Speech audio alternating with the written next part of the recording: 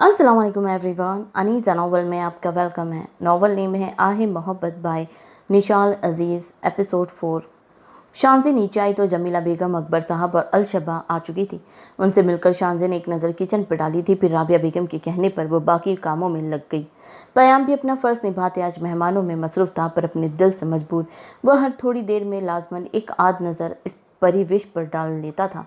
अबीद अलशबा, जो अपनी माँ की नज़र से बचे दूसरे किनारे पर आई थी, अबीद को पुकारने लगी। वो दोस्तों में मसरूफ़ अलशबा की आवाज़ पर चौंका। क्या हुआ? सामने अलशबा को देखे वह आहिस्ता आवाज़ में पूछा, इधर आओ। अलशबा इशारे से उसे पिल्लर्स के पीछे आने का इशारा की थी। बोलो भी। वहाँ आकर अभी थोड़ा चिढ़ कर बोला। वजह साफ थी कि अब इसका अलशबा से बात करने को दिल नहीं करता था। अभी तुम क्यों इस तरह से कर रहे हो? मैं मोहब्बत करती हूँ तुमसे, और तुम भी तो बहुत मोहब्बत करते हो ना मुझसे। तो फिर क्यों इतनी दिनों से मेरी कॉल्स कट कर रहे हो? मैसेज कर रही हूँ तो रिप्लाई भी नहीं दे रहे। क्या कोई गलती हुई है मुझसे? उसे अबीद का बदला लहजा दुख में मुब्तला कर रहा था। तभी अपनी भीगते लहजे पर काबू पाती वो पूछी थी, यार अलशबा, एक तो ये बात बात पर तुम रोती तो मूड ख़राब कर देती हो मेरा। प्लीज़ यहाँ तमाशा मत बनाओ। मैं थोड़ा बिजी हूँ तभी कॉल रिसीव नहीं कर पाया तुम्हारी। इसके रोने पर वो झुंझला कर वो जल्दी से बहाना बनाते बोला, जबकि अलशबा उसके रोने पर टोकने को अबीद की मोहब्बत समझने लगी। वो नादान ये सोच कर खुश हुई कि मुकाबिल को शायद इसका रोना तकलीफ़ देता है, तभी वो टोका है। अच्छा ठीक है, अब नहीं रोऊंगी। पर अबीद पहले मेरी बात सुनो। मैं सोच रही हूँ कि अब अम्मी को तुम्हारे बारे में बता दूँ। अबीद, अब तो मेरे पेपर्स भी ख़त्म हो गए। आसपास देखकर अलशबा जल्दी से इसे बताने लगी, पर अभी शौक हुआ। क्या बताओगी मेरे बारे में, और क्यों? वह हैरान हुआ था। आखिर वो लड़की क्या कहना चाह रही थी उसे? यही कि हम दोनों एक दूसरे से मोहब्बत करते हे, शादी करना चाहती हूँ मैं तुमसे। नज़रें झुकाए झिझकते हुए अलशबा ने यह बात कही। साथ ही एक खूबसूरत मुस्कुराहट रक्सा हुई थी उसके लबों पर। मायूं की रस्म में बैठे शादिल की नज़र जब कोने पर पड़ी तो उसे झटका लगा, हैरत का। पिल्लर के पीछे खड़ी मुस्कुराती वो लड़की अलशबा ही थी, पर उसके साथ खड़ा वो लड़का अलशबा प्याम के दोस्त के साथ। वो ज़माने की बारीकियों को जानता था। 32 साला मर्द किसी हद तक मामला समझ तो गया था अलशबा के चेहरे पर सजी खूबसूरत मुस्कुराहट से। पर अचानक किसी के पुकार पर वो निगाह फिर गया। खौला इस इशारे में पूछ रही थी अपनी तैयारी के बारे में, जिसका जवाब तो शादिल ने ना दिया। अलबत्ता नफ़ी में सरिलाए वो नज़रें सामने कर गया। वेट व्हाट अलशबा, तुम पागल हो गई हो क्या? शादी मैं और तुमसे? हैरत से मुकम्मल आंखें खोले वो अपनी और अलशबा की तरफ इशारा किए बोला, जैसे कोई बहुत ही गलत बात कह दी है। उसके सामने अलशबा की मुस्कुराहट थमी थी उसके अंदाज पर। हाँ अभी हमारी शादी? पर तुम ऐसे क्यों बोल रहे हो? दिल में अचानक डर कुंडली मार बैठा। ना चाहते हुए भी वो इससे वजह पूछ बैठी थी। फिर अंदर से दुआ गो थी कि वजह कुछ और बताएं। सामने खड़ा उसका महबूब। अलशबा यार, तुमने ऐसा सोचा भी कैसे? और मैं क्यों करूँगा तुमसे शादी?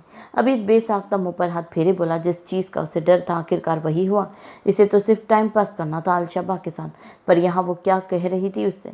क्या मतलब शादी क्यों करोगे? अगर शादी नहीं करनी थी तो गर्लफ्रेंड क्यों बनाया मुझे?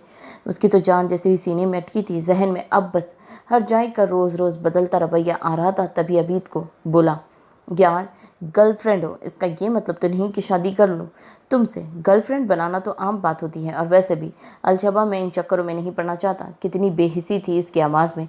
अलशबा अचानक 2 कदम उसके करीब हुई। अभी यूँ तो ना कहो, मेरी मोहब्बत का मजाक मत बनाओ। बहुत चाहती हूँ मैं तुम्हें, प्लीज़ मुझसे शादी कर लो। ऐसे नहीं करो। मैंने तो तुम्हारे अलावा कभी किसी को नहीं सोचा। फिर तुम क्यों? बोलते हुए उसकी आवाज़ रुंध गई। सीने में धड़कता दिल बुरी तरह से कुचलाया था उसके खौफत भरे तासिरात देखकर। एक तो यार बस करो, पहले ही अपनी बातों से मूड ख़राब कर दिया तुमने मेरा। फंक्शन एंजॉय करने दो। अभी जाओ यहाँ से। अपनी बात झुंझला कर कहता वो तो फंक्शन एंजॉय करने चल दिया, पर अलशबा को इसके अल्फाज साकित कर गए। अगर वो शादी नहीं करना चाहता था इससे तो फिर क्यों खेला था उसके दिल के साथ? ये सवाल दिल में एक टीस की तरह उठा था। आंखें तेज़ी से भरी थी, पर मेहमानों को देखते वो जल्दी से आंसू साफ करती वहाँ से हटी थी। पर 2 जरीक निगाहों ने साफ उसकी आंखों में उतरती नमी को देख लिया था। पयाम वो जो कामों में मसरूफ़ था खौला की पुकार पर पलटा। उसके खामोशी पर पयाम ने घनी आईब्रो सवाली अंदाज में उठाई। ये तुम्हारा भाई क्या हमेशा ऐसा ही रहता है? ज़्यादा बात भी नहीं करता? शादिल की तरफ नज़रों से इशारा किए वो मुँह बनाती बोली। अंदाज नरोठा था। पयाम इस्तेहाज़े हंसा। तो क्या हुआ अगर वो कम बोलते हैं? तुम हो ना, उनकी सारी कसर तुम ही निकाल देती हो अपनी बेतुकी बातों से। मायूं की रस्म के वक्त उसके मुसलसल बोलने पर चोट करता वो परसुकून सा बोला, जिस पर खौला का मुंह खुला। तुम तो रहने ही दो, खैर बस शादी होने दो, इसके बाद मैं इसे बातों के साथ साथ और भी बहुत कुछ सिखा दूंगी। पयाम को बोलती आखिर में वो बाबा शादिल को देखे बेबाकी से बोली। तो पयाम ने पहले उसका चेहरा देखा, फिर कहा, मुर्तज़ा हाउस में छिचोरी बातें और हरकतें सिर्फ पयाम मुर्तज़ा को ही इजाज़त है करने की।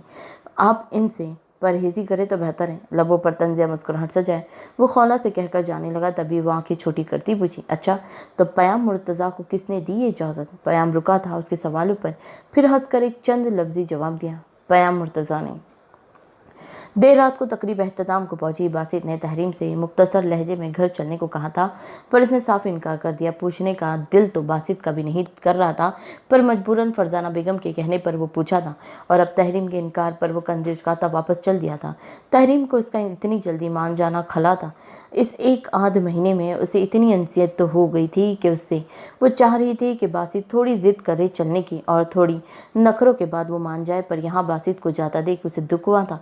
पर जल्दी खुद को लापरवाह जाहिर करती वो अपनी कज़न के साथ बातों में लग गई। किचन से सारे काम निपटाए वो अभी रूम में दाखिल हुई थी। सभी मेहमान जा चुके थे, बस कुछ ही रिश्तेदार थे जो शादी तक मुर्तज़ा हाउस में रुकने वाले थे। झुमके उतारकर उसका इरादा ड्रेस चेंज करने का था, पर तभी उसे बालकनी से शोर की आवाज़ आई। चंद कदम उठाए वो इस तरफ गई, पर पर्दा हटाकर बाहर देखने लगी और शांजी की खुशी का कोई ठिकाना ना रहा। बाहर बारिश होती थी। मुर्तज़ा हाउस जिस तरह से चारों तरफ से पैक बंद रहता था, वो किसी को एहसास ही नहीं होता था बाहर के मौसम का। इधर वो सदा की बारिश की दीवानी सब्र ना होने पर फौरन ही ग्लास वॉल खोले बालकनी में आ गई। ठंडी हवाओं समेत बारिश का पानी उसे बेतहाशा मसरत बख्श रहा था। चंद ही लम्हों में वो भीगी थी, पर परवाह थोड़ी न थी इसे, बस अपनी ही धुन में बारिश के मज़े लूटती वो बेखबर थी। कमरे में दाखिल होते पयाम मुर्तज़ा से राबिया बेगम के बताने पर कि शांजे कमरे में है, वो यहाँ आया था। तो उसे कहीं भी शांजे ना दिखी, लेकिन अगले ही लम्हे पयाम हैरत का शिकार हुआ। बालकनी के जाते रहा ग्लास वॉल को खुला देख बाहर बारिश हो रही थी, और ऐसे वक्त में मुर्तज़ा हाउस के सभी दरवाजे, खिड़कियाँ और ग्लास वॉल्स बंद हुआ कर दिए जाते थे। कोई शौकीन ही ना था बारिश का, और ऊपर से हमेशा से नज़ाकतों में भरी तहरीम जल्द बीमार पड़ जाती थी। तभी राबिया बेगम ने यह हुक्म सादिर किया हुआ था सभी मुलाजिम पर, और अब ग्लास वॉल खुला देख वो कंधे उचकाता उसे बंद करने पहुंचा, मगर वहाँ इन मोहतरमा को बारिश में भीगते देख पयाम का छंबा हुआ। शांजे के एक्सप्रेशन से साफ महसूस हो रहा था कि वो बहुत खुश है, बहुत। कुछ देर उसे देखते रहने पर ही पयाम के जहन में एक और शरीर सी तरकीब आई। वाइफी उसे पुकारा था वो, जिस पर शांजे चौंक कर पलटी। इतनी ही देर में उसे बहुत ठंड महसूस होने लगी थी। उसका इरादा अब अंदर जाने का था, पर पयाम को वहाँ खड़े देख वो बुलंद आवाज़ में उसे बोली, इधर आओ, देखो कितना मज़ा आ रहा है। अपनी खुशी में वो पहली बार उसे शरीक होने की दावत दे रही थी, लेकिन पयाम के दिमाग में तो कुछ और ही चल रहा था। नहीं वाइफी, ये मज़ा तुम्हें ही मुबारक, रहो इस मज़े में अब सारी रात। आज पयाम मुर्तज़ा अपने बेड पर अकेला सुकून से सोएगा। उसकी बाआवाज़ कही जाने वाली बात पहले तो शांजे को समझ ना आई, फिर जब वो ग्लास वॉल बंद करने लगा तो शांजे घबराते हुए भागी, मगर तब तक वो बंद कर चुका था। पयाम, ये क्या बदतमीज़ी है, खोलो उसे। वॉल से उसे आंख दिखाती शांजे थोड़ा चीख कर बोली। बारिश के शोर और दूसरा ग्लास वॉल की बदौलत अंदर तक कोई आवाज़ न पहुंची। पयाम उसे दूसरी तरफ से हाथ हिलाता बेड पर गिरने के अंदाज में जा लेटा। तो अभी वाइफी को अंदर बंद रखा है, तब तक क्या करें? हाँ, कोई मूवी देख लेते हैं। शोर के बावजूद शांजी की हल्की हल्की चीखी की आवाज़ उसे आ रही थी, पर वो इसे मुकम्मल नज़रअंदाज किए उठा था। फिर दीवार पर नस्ब LED में मूवी लगाए वापस बेड पर लेटा। तुम वहाँ एंजॉय करो, मैं यहाँ एंजॉय करता हूँ वाइफी। एक नज़र ग्लास वॉल की तरफ डाले वो दिल जलाने वाली मुस्कुराहट समेत बोला। दूसरी तरफ शांजे ने गुस्से में से घूर कर जोर से ग्लास वॉल पर हाथ मारा, जिस पर पयाम कहका लगाए हंसा था। वो जब से मुर्तज़ा हाउस से आई थी यूं ही खामोश थी।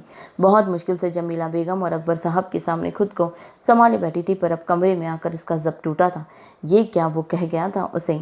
अलशबा का दिमाग बिल्कुल तारीकी में ढलने लगा। अबीद के अल्फाज एक बार फिर कानों में गूंजे थे। यार, गर्लफ्रेंड हो, इसका ये मतलब तो नहीं कि शादी कर लूँ तुमसे। गर्लफ्रेंड बनाना तो आम बात होती है यार। वैसे भी अलशबा मैं इन चक्करों में नहीं पड़ना चाहता। कितना जनेबियत भरा लहजा था उसका। अलशबा के हलक में बेसाख्ता आंसुओं का गोला अटका। किस इंसान के आगे वो भीख मांग रही थी कि यूं ना करे इसके साथ, पर वो बेहिस क्या कर गया। सारे ताल्लुक झट से तोड़ गया, जैसे कभी कुछ था ही नहीं उनके बीच। चेहरा मुंह में छुपाए वो फूट फूट कर रोई थी। अबीद की बेवफाई पर नहीं, बल्कि अपनी बेवकूफ़ी पर। नहीं नहीं, वो मेरे साथ ऐसा नहीं कर सकता। अबीद मोहब्बत करता है मुझसे, मैं जानती हूँ। ज़रूर उसकी कोई मजबूरी होगी। मैं उसे कॉल खुद को झूठे दिलासे दिए वो बोल कर रुकी, फिर जल्दी से फ़ोन उठाकर उसका नंबर डायल करने लगी। रिंग जा रही थी पर वो कॉल रिसीव नहीं कर रहा था। बिजी होगा, मैं कल कॉल करूँगी उसे, अभी ऐसा कर ही नहीं सकता मेरे साथ। वो तो खुद बोलता था कि उसमें मैं अच्छी लगती हूँ बहुत। उसके कॉल रिसीव ना करने पर भी वो अनजान बेवकूफ़ लड़की खुद को झूठे बहलाओं में घिरा कर रखी थी।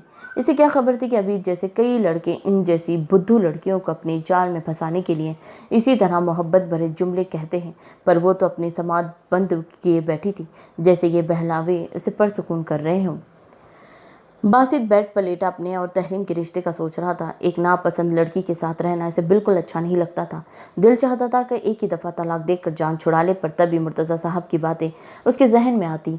वो इनका भरोसा भी तोड़ना नहीं चाहता था। तहरीम में बेइंतहा घमंड होने की वजह से उसे सख्त चिढ़ रहती थी उसे, पर जो बात और उसका दिल ख़राब करती थी वो इसकी बदतमीज़ियाँ थी, जो कि बासित को किसी तौर बर्दाश्त न थी। वो इसकी हर बात पर आगे से यूँ मुँह फट जवाब देती कि बासित बमुश्किल खुद को इसे थप्पड़ मारने से रोक पाता। साथ ही फरजाना बेगम के साथ इसका रवैया रूड रवैया भी था। बासित को गुस्सा दिलाया जाता। वो अपने सामने इनको कुछ समझती ही नहीं थी। अब बैठा वो यही सोच रहा था कि इस रिश्ते को कैसे निभाएगा। वो तभी उसका मोबाइल बजा। मुकाबिल का नंबर देखकर इसका दिल ना किया रिसीव करने का, पर मुसलसल रिंग होने पर आखिरकार कॉल रिसीव कर ही ली। कब से कॉल कर रही हूँ, रिसीव क्यों नहीं कर रहे थे? एक बार फिर नज़ाकत भरा लहजा बासित को सब्र की घुट भरने मजबूर कर गया। कोई काम? मुख्तसर सवाल किया था उसने। नहीं, काम तो कुछ नहीं, मैं बस यूं ही कैसे हो? कई तरह के बहाने सोचे थे इसे बोलने के लिए, पर मुकाबिल की भारी आवाज़ के आगे सब भूल गई थी। तभी आहिस्तगी से पूछी, अब क्या बोलती इसे कि दिल के हाथों मजबूर होकर की थी उसे कॉल, जो इसकी नज़रअंदाजी पर रोज़ बरोज़ पिघलने लगा था। ठीक हूँ, और कुछ? लठ मार लहजे में जवाब देकर पूछा गया। तहरीम ने गुस्से में फ़ोन को घुरा। अखड़ू कहीं का। हल्की सी आवाज़ में कलस कर बड़बड़ाहट की, जो कि दूसरी तरफ तेज़ कान ने सुन ली। वो आंखें घुमा गया। नहीं, और कुछ नहीं। समझ न आने पर वो बोली, पर अगले ही पल दूसरी तरफ से कॉल कट कर दी गई। तहरीम को खलने लगी थी इसकी ये बेरुखी। इसे पछतावा हुआ अपने दिल पर। कितनी खुश तो थी वो अपनी ही ज़िंदगी में, फिर क्यों इस इंसान पर अपना ध्यान लगाने लगी जिस सांवली रंगत से वो छिड़ती थी, कि वो इस मर्द पर इतनी जचने लगी थी। इससे कि अक्सर वो बेशतर इस पर से नज़रें हटाना मुश्किल होता था, क्योंकि उसकी बेरुखी पर परेशान होने लगती थी। क्यों उसकी एक नज़र करम के लिए बार बार फंक्शन में उसके करीब से गुजरी, जबकि वो तो यूँ बना फिर रहा था जैसे तहरीम ही नहीं उसके आसपास गुस्से में मोबाइल फेंकने और अपना दाया दुखता हाथ सर तकिए में छुपा गई। दिल में अजीब सी बेकली हो रही थी, जिससे तहरीम मुर्तज़ा खुद भी हैरान थी। 2.5 घंटे की मूवी खत्म होने पर वो आराम से सोने के लिए लेटा। फिर तभी जहन में झमाका हुआ। ब्राउन आके सीधा ग्लास वार्ड पर गई वो, पर वहाँ अब कोई नहीं था। लगता है वहीं सो गई। आहिस्तगी से बड़बड़ाते वो बेड से उठा, फिर कदम ब कदम चलता ग्लास वॉल के पास आते आहिस्ता से उसका लॉक खुला। बालकनी में इंटर होते ही वो ठिठका। बारिश खत्म हो चुकी थी और कोने में नीचे सुकड़ी सिमटी सी शान से आंखें मुंह देव बैठी थी। वाइफी, वो धीरे से उसे पुकारता वहाँ गया था। नीचे झुक कर उसका गाल थपथपाया जो बर्फ़ की मानी लग रहा था। होंठ नीले पड़ने लगे उसके। इसे यूं बेसुध देखे पयाम बौखलाया था। वो तो मजाक करना चाह रहा था उससे, पर मालूम नहीं था कि उसका मजाक वो खुद को मजबूत दिखाने वाली लड़की बर्दाश्त ना कर पाएगी। शिट, शांजे शांजे, बाजों से झंझोड़े वो फिर से, जो गनोदिए में अपनी शहद रंग आंखें नीम बौकिए सामने पयाम को देखते ही अपना गुस्सा जाहिर करते उसका हाथ छटकने लगी, पर कमजोरी के बास नहीं कर पाई। उसकी खराब होती हालत देख पयाम शांजे को बाजू में भरते बालकनी से निकल कर रूम में आया, फिर उसे सीधा बेड पर लिटाया। एसी बंद करके वो वापस शांजे की तरफ आया। तभी शांजे बमुश्किल आंखें खोलकर भींची आईब्रो समेत उसे देखती बोली, तुम बदतमीज, बात हाथ मत लगाओ, अब्बू से शिकायत करूंगी मैं तुम्हारी। कमरे के नॉर्मल टेम्परेचर में वो कपकपाते बोली। पयाम को इसकी बात पर ना चाहते हुए भी हंसी आने लगी। शांजे को नॉर्मल होते देख वो इसी के बराबर में करीब ही लेटता गोया हुआ, मेरी शिकायत तब करोगी जब खुद ठीक होगी। हशर देखो अपना, जंगली बिल्ली, भीगी बिल्ली लग रही है। बोलकर वो जोर से उसे हंसाता। शांजे ने तब कर उसके सीने पर जोर से मुक्का मारना चाहा, पर पयाम फुर्ती से उसकी बर्फ के मानी ठंड कलाई थाम गया। शांजे उसे घूरती के अचानक वो बौखलाई। पयाम की एकदम बदलती नज़रों से बगौर इसका एक एक नक्श अजबर किए वो बिल्कुल चुप था। पयाम की बोलती नज़रों से घबराए वो बेड से उठने लगी, फिर उसके कंधे पर हाथ रखे वो वापस से लेट आ गया। यूं ही रहो, अभी तुम्हारी तबीयत ठीक नहीं है, अपना चेहरा तो देखो, बिल्कुल ठंडा हो रहा है, तुम्हारी नाक बिल्कुल सुर्ख और तुम्हारे गाल। उसकी आंखों में देखिए, वो नरमी से बोलते रुका और आहिस्तगी से शांजे के सुर्ख हुए गाल पर सहलाने लगा, जबकि लहजा बहका हुआ था। शांजे काँप कर रह गई, अपनी पुश्त पर उसकी गर्म उंगलियों के लम्स से चाहकर भी उसे धक्का नहीं दे पा रही थी। कमजोरी के बाद दूसरी तरफ वो आज खुद को रोक नहीं पा रहा था। इस परिविश के आगे मुकाबिल का गद्दाज भीगा जिस्म से उकसा रहा था, जसारतों पर छोड़ो। वो शांजे की पुश्त पर दबाव बढ़ाता, उसे अपने बेहद नज़दीक करने लगा था। तभी शांजे कमज़ोर सी एहतजाज के तहत बोलने लगी, पर उसके सर्द पड़ते लबों पर उंगली रखता उसे चुप करा गया। तुम्हारे होठ किस कदर नीले हो रहे हैं। नरमी से उन पर उंगली फेरता वो सरगोशी किया था, फिर शांजे पर झुकते वो इन लबों पर अपने अनाबी होठ रख गया। शांजे की सांस साकिन हुई थी, बुरी तरह धड़कते दिल की धड़कन वाज़ेह थी कि कमरे की ख्वाबनाक खामोशी में पयाम मुर्तज़ा को साफ सुनाई दे रही थी। दम घुटने पर वो इसके सीने पर हाथ रखे पयाम को दूर करने की कोशिश करती आंखें मीच गई। तभी उसकी जान बख्शी किए वो थोड़ा पीछे हुआ। शांजे को गहरी सांस लेते देख उसके लब मुस्कुराए थे। बेबाक नज़रों से इसे यूं निढाल देखकर वो उठकर अपनी कमीज़ उतारता वापस शांजे पर झुका था। नहीं पयाम मुर्तज़ा, बमुश्किल पीछे सरकती वह हकलाई, पर पयाम ने उसके एतराज़ पर आराम से उसके लबों पर अपना भारी हाथ रखा। मैं तुम्हारी बातें मानता हूँ ना, तो अब थोड़ा तो हक दो पयाम मुर्तज़ा को खुद पर। वाइफी चेहरे से चिपके उसके गीले बाल हटाए शांजे के कान के बिल्कुल नज़दीक अपना चेहरा किए वह गंभीर लहजे में बोला, साथ ही उसके कान की लो को दांतों तले हल्के से दबाया, जिस पर शांजे सिसकी थी। शांजे की पुश्त नरमी से सहलाए वो हाथ ऊपर लाता, उसके दोनों कंधे पर से फ्रॉक सरकाए इन पर बेखुदी में झुका खुद को सैराब करने लगा। तभी उसके बेबाक अंदाज से डरती घबराती शांजे के माऊफुते जहन में वो रात आई जब इसने पयाम को होटल में उस लड़की के साथ देखा था। वाइफी पयाम मुर्तज़ा को तुम रोज़ बरोज़ बहुत अच्छी लगने लगी हो। तुम्हारी बातें, तुम्हारा गुस्सा, मुझसे चिढ़ना, ये सब किस कदर अच्छा लगता है मुझे तुम्हें पता है। मुझे लगता है कि मैं तुमसे दोनों हाथों से भरपूर कोशिश करते इसने ज़ोर से धक्का दिया पयाम को। वो जो मदहोशी में जसारतों पर आमदा था, उस पर झुके सरगोशीना लहजे में एतराफ़ दिल करने लगा था। शांजे के अचानक हमले पर वो होश में आया था। बमुश्किल सांस खींचे वो बहुत कोशिश की, बाद उठी बैठी चंद पल हैरान नज़रों से उसे देखते रहने के बाद वो बोला था, क्या हुआ। इसके सवाल पर शांजे ने सुर्ख आंखों से उसे देखा। चाहकर भी उसके जहन से वो रात नहीं चाहती थी। अगर वो पयाम को हंसता या मजाक करता देखकर खुश ना होना चाहती, पर दिल में ऐसी खलिश बैठी थी कि उस रात की कि बेसाख्ता उसे घिन सी आती पयाम मुर्तज़ा से। एक लड़की के लिए सोचकर ही कितनी वहशतनाक थी कि उसका शौहर पहले ही कितनी लड़कियों के साथ रात गुजार चुका है। तुम एक अय्याश पसंद मर्द हो पयाम मुर्तज़ा। साइड पर रखा दुपट्टा ओढ़ते वो उसे नफरत से देखते बोली। पयाम बेयकीन सा होकर उठ बैठा। वह हैरत से उसकी अचानक कही जाने वाली बातों का मतलब समझने की कोशिश करने लगा। शांजे क्या हो गया है, अचानक किधर आओ। तशवीश से कहता वो आगे बढ़ा और उसके दोनों बाजू थामने लगा, पर फौरन से पहले शांजे बदक कर दूर हुई। दूर रहो मुझसे तुम हवस के पुजारी। बहुत सोचकर इसने ऐसे अल्फाज का इंतखाब किया था कि ताकि मुकाबिल का दिल दुखे और वो कम से कम इससे दूर रहे, पर अगले ही लम्हे उसकी जान पर बनी जब पयाम ने इसके दोनों कंधों को जकड़े झटके से अपनी तरफ खींचा। वो सीधा उसके कशीदा सीने पे आ लगी। क्या सोचकर ये खिताब दिया तुमने मुझे, अक्ल है भी कि नहीं, क्या बकवास की है अभी तुमने। इसकी सारी मदहोशी उड़न छू हुई थी। शांजे के कहे गए उस लफ्ज़ पर आंखों में खून उतर आया था। उसके कंधों पर गिरफ्त सख्त किए वो गिराया था, है अक्ल, और बहुत सोचकर ये खिताब दिया है मैंने। तुम्हारी असलियत तो मुझे इस रात पता चली चुकी थी, जिस रात तुम उस लड़की के साथ होटल में, पता नहीं इससे पहले और कितनी लड़कियों के साथ।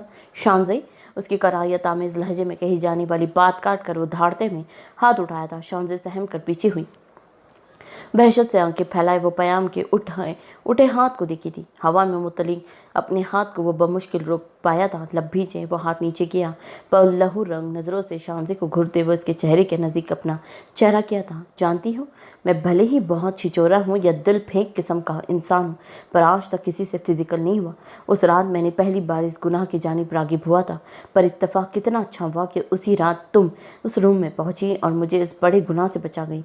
बाकी बातों का तो मुझे नहीं पता, हाँ, पर इतना ज़रूर कहूँगा मैं खुश था, बहुत खुश कि इस गुनाह से बचा। ये बात अगर तुम कभी भी मुझसे पूछती तो मैं तफसील से तुम्हें सब समझा देता, पर अब तुम्हारी सोच अपने बारे में सुनकर काफ़ी खुशी हुई है मुझे।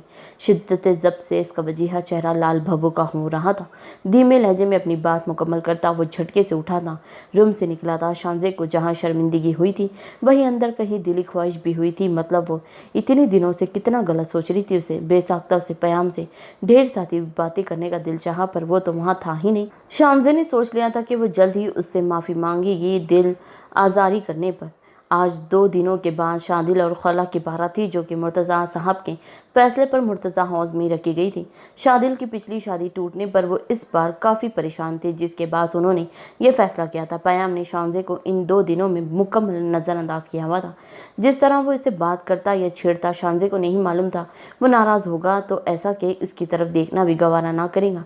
कजा के कोई बात भी करता। बारात से 1 दिन पहले ही मुर्तज़ा ने उसे एक प्रोजेक्ट का बताया था, जिसके सिलसिले में से 4 महीने के लिए दुबई जाना था। वैसे तो वो हर प्रोजेक्ट पर शादिल ही जाया करता था, पर उसकी शादी होने की वजह से मुर्तज़ा साहब ने उससे बात की। पहले तो उसका मना करने का दिल चाहा, पर शांजे की वो कराहियत आमेज़ बातें याद आई तो पयाम फ़ौरन हामी भर गया। इस बारे में घर में सभी को मालूम था, सिवाय शांजे के। राबिया बेगम जहाँ उसकी 4 महीने की दूरी पर परेशान हुई, वहीं उनके दिल में एक गोना सुकून हुआ कि इनके अरसे में वो शांजे को ठीक ठाक सबक सिखाने का इरादा रखती थी। खुश वो ज़्यादा इसलिए भी थी कि उस मरहले में अब उनकी सगी और अजीज़ भांजी खौला भी शामिल होगी। शांजे जो सभी के सोचों और प्लान से बेखबर थी, उसे शदीद बेचैनी होने लगी। वो बहुत कोशिश कर रही थी पयाम से बात करने की, पर वो बिल्कुल इसे इग्नोर किया हुआ था। तभी राबिया बेगम ने शांजे को पयाम से पूछकर मिठाइयों के टुकड़े लाने को कहा। वो तो खुशी हो गई थी, कोई बहाना तो मिला था मुकाबिल से बात करने का। अपना लहंगा संभाले वो जल्दी से उसके पास पहुंची थी, जो इसे देखते ही पहली फुर्सत में दूसरी जानिब नजर कर चुका था। उसकी खनकार का भी कोई खास असर ना हुआ तो वो जल कर उसके सामने आई। अम्मी मिठाइयों के टुकड़े का पूछ रही है? वो बोली तो नॉर्मल लहजे में, पर शहद रंगा के मुकाबिल के तासीरात पर थी, जो कि बिल्कुल सपाट थे। स्टोर रूम में है, बेतासिर लहजे में कहता वो बिना उस पर एक गलत निगाह डाले दूसरी जानिब चल दिया। शांजे मुँह बनाती उसकी पुश्त को घूरी पर स्टोर की तरफ जाने लगी। जब देखता है तो छिचोरापन ही खत्म नहीं होता था, और अब एक मर्तबा भी नहीं देखा। बदतमीज इंसान। बेसाख्ता से अपनी पूरी तैयारी फजूल लगी। बेदिली से बड़बड़ाती वो स्टोर में दाखिल हुई। अभी लाइट ऑन करने के लिए स्विच पर हाथ रखा ही था, कोई अंधेरे में पीछे से उसके लबों पर हाथ जमाता धाड़ से गेट बंद किए शांजे का रुख गेट की तरफ कर गया। शांजे की सांस रुकी थी मुकाबिल की इस हरकत पर। उसके भारी हाथ लबों से हटाने की कोशिश करती वो दबी दबी आवाज़ में चीख रही थी। इसे यूं मचलते देख मुकाबिल के लबों पर तंज या मुस्कुराहट फैली। बहुत बुरा किया तुमने। कान में पड़ती मुकाबिल की मानूस आवाज़ पर शांजे की सांस बहाल हुई थी, पर उसे हैरत ने आन लिया कि वो क्यों इस तरह से कर रहा है। अपने मुंह पर से उसका भारी हाथ हटाने की शांजे मुसलसल कोशिश कर रही थी। ये मजामत बेकार है वाइफी, क्योंकि जब तक मेरी बात मुकम्मल नहीं होती तुम मेरी कैद से नहीं निकल सकोगी। उसके मुंह पर भारी हाथ की गिरफ्त और सख्त किए वो धीरे से बोला तो शांजे ने अपनी कोशिशें रोक दी। वैसे सुनना तो ही चाह रही थी। कुछ देर की खामोशी के बाद पयाम की आवाज़ उभरी। जानती हो, अगर मैं हवस का पुजारी होता तो हमारी शादी की पहली रात में तुम्हें नहीं बख्शता, और मैं यकीन से कहता हूँ कि तुम चाह कर भी कुछ नहीं कर पाती। हाँ, मैं तुम्हें छेड़ता, जानबूझकर ऐसी बेबाक बातें करता जिनसे तुम चिढ़ती, क्योंकि तुम वो वाहिद लड़की थी जिससे पयाम मुर्तज़ा शदीद नफरत करता था। तुम्हारा गुस्सा होना, चिढ़ना एक अलग ही सरूर बख्शता था मुझे, पर इसी सरूर के चक्कर में भले ही अनजाने में, पर मुझे तुम्हारी गुस्से भरी बातों को आदत हो गई। बोलते हुए वो जिस सुस्त रुई से शांजे की पुश्त पर उंगलियां फेर रहा था, उसी सुस्ती से शांजे का दिल धड़कने लगा। तभी अपनी पुश्त पर उसका गर्म लम्स महसूस होने पर शांजे लब भींची आंखें मीच गई। चंद लम्हे बाद शांजे की पुश्त से लब हटाए वो एक नज़र उसके लजूरते वजूद को देखा, फिर आहिस्तगी से कोया हुआ। शुरू में जो चाह रहा था कि तुम्हें छोड़ दूं, पर कुछ दिनों बाद हाल ये हुआ कि तुम्हारे बिना रहा भी नहीं जा रहा था। एक दिन घर गई तो दिल ना लगा। दिल चाह हर वक्त भले किसी भी मोड़ में, पर वाइफी मेरे सामने हो। तुम ना होती तो बेचैनी होती, और इस बेचैनी का सबब जानते हुए भी नहीं जानना चाहता था मैं। मर्द होना अपनी अन्ना के बदौलत अड़ा रहता है ताकि कभी एतराफ़ ही ना कर पाए, पर कल तुमने पया मुर्तज़ा को खुद से ये एतराफ़ करने पर मजबूर कर दिया कि। अचानक वो कहते रुका। शांजे अपनी सांस भी रोक गई। दिल की सुस्त होती धड़कन अब अचानक तेज़ हुई थी। उसका पूरा जिस्म कान बना था। मुकाबिल के एतराफ़ का शिद्दत से इंतज़ार था, पर अचानक वो कपकपा कर रह गई, पयाम के होठ अपने कान के लो पर महसूस करके। शांजे, पयाम मुर्तज़ा, तुम्हें आह लगेगी, पयाम मुर्तज़ा की मोहब्बत की। गंभीर लहजे में की गई इस सरगोशी पर शांजे का दिल सरशार हुआ था। खुशी से लब खुद ब खुद खूबसूरत मुस्कुराहट में ढले। वो खुद अपनी खुशी का मतलब नहीं समझ पा रही थी, पर इतना ज़रूर था कि तेज़ी से धड़कते दिल का करार सा मिला था। तभी पयाम ने झटके से उसका रुख अपनी जानिब किया। बगौर उसकी झुकी नज़रें समेत सुर्ख लबों पर छाई मुस्कुराहट देखकर वो बोला था, तुम मिस करोगी पयाम मुर्तज़ा को, तुम मिस करोगी इसकी बातों को जब वो तुम्हारे पास नहीं होगा। और ये पयाम मुर्तज़ा यकीन से कहता है, एक दिन तुम भी एतराफ़ करोगी कि नहीं हो सकता तुम्हारा गुजारा पयाम मुर्तज़ा के बगैर। अपनी सरशारी में डूबी जब वो इसके ये अल्फाज सुनी तो बेसाख्ता लबों पर से मुस्कुराहट गायब हुई। शहद रंग आंखें उठी थी और सीधा अपने से हद दर्जा नज़ीक मुकाबिल की संजीदा आंखों में झांकी। वो समझ नहीं पाई उसकी इस बात का मतलब। अभी कुछ पूछने के लिए लब वाक यही थे जब वो झटके से इसे छोड़ता मुड़ा, फिर मिठाइयों का टुकड़ा उठाए बिना कुछ और कहे खामोशी से गेट खोलकर बाहर निकल गया। शांजे ने पलटकर उसकी पुश्त को देखा। उसके अतराफ पर खुश हुआ दिल अचानक बुझा। वो क्या कह रहा था उसे? शांजे उलझ कर रह गई। कुछ समझ न आने पर सर झटकती वहां से गई। रात को पयाम से इसका मतलब भी पूछने का इरादा था उसका। एजाब कबूल के दौरान शादिल और मुर्तज़ा को अंदर कहीं खुशी महसूस नहीं हुई थी। ज़बरदस्ती किसी से निकाह के बंधन में बांधना उसके लिए काफ़ी तकलीफदा और मुश्किल था। ऐसा नहीं था कि वो अब तक शांजे को अपने दिल में रखा था। वो तो इसी रात शांजे अकबर का ख्याल अपने दिल से निकाल चुका था जब वो इसके अजीज़ भाई की महरम बनी थी। शादिल मुर्तज़ा का अब उसके बारे में सोचना भी गुनाह के मुतारिफ था। पर अब वो खौला से शादी पर बिल्कुल खुश ना था। वो जानता था कि खौला उसके टाइप की लड़की नहीं है और वो ओपन माइंड लड़की थी जिसके लिए असल ज़िंदगी रोज़ रोज़ की शॉपिंग पार्टीज़ वो कैसे इसके साथ एडजस्ट कर पाएगा। हालांकि खौला बोल्ड होने के साथ साथ निहायत ही हसीन भी थी, पर शादिल मुर्तज़ा खूबसूरती को हमेशा से दूसरा दर्जा देता था। उसकी नज़र में जो सीरत का अच्छा है वही खूबसूरत भी है। पर शादी की तकरीबात के दौरान खौला की कई बेबाक हरकतें और ज़िद्दीपन वो इसे बहुत खला था। एक बार फिर अंदर शिकायत उभरी कि वह ऐसी लड़की तो नहीं चाहता था। अपने लिए अंदर उमड़ती घुटन को दबाए वो अपने माँ बाप को एक नज़र देखकर हाँ कर गया। पर कबूल है कहते वक्त इसमें एक अजीब सी वहशतनाक खामोशी छाई थी। अजियत के बावजूद चेहरे पर ज़बरदस्ती की मुस्कुराहट सजाना कितना तकलीफदा अमल होता है आज कोई शादिल मुर्तज़ा से पूछता। खौला के कई इशारों के बावजूद वो एक नज़र भी उसकी तरफ नहीं देखा था। पूरे फंक्शन पर वो बहुत सबसे काम लेता, सभी मेहमानों से मिल रहा था। पर तभी नज़र भटक कर अचानक उस पर गई और शादिल मुर्तज़ा थमा था। आंखें साकित हुई थी। कुछ और दूर वो खड़ी थी। मेकअप से पाक वो मासूम चेहरा इतना सा इसे माइल ना कर सका जितना उसकी सुर्ख रंग आंखों ने शादिल मुर्तज़ा को साकित किया। वो तो हर दम खुश रहने वाली चुलबुली सी लड़की थी, पर आज क्या हुआ से? अलशबा के लबों पर सजी ज़बरदस्ती की मुस्कुराहट पर शादिल मुर्तज़ा को बता गई कि वो कुछ दूर खड़ी इस लड़की के दिल का हाल बिल्कुल इस जैसा ही है। अभी इसका और अपना दर्द इसे एक जा लगा। इसने तो हमेशा अलशबा को हंसते मुस्कुराते देखा, पर अब उसकी सुर्ख के जब्त के बावजूद इन सुर्ख आंखों में अचानक उतरता पानी शादिल मुर्तज़ा के मुरझाए दिल पर किसी कतरे के मानीन गिरा था और वो होश में आता फौरन निगाह फेर गया।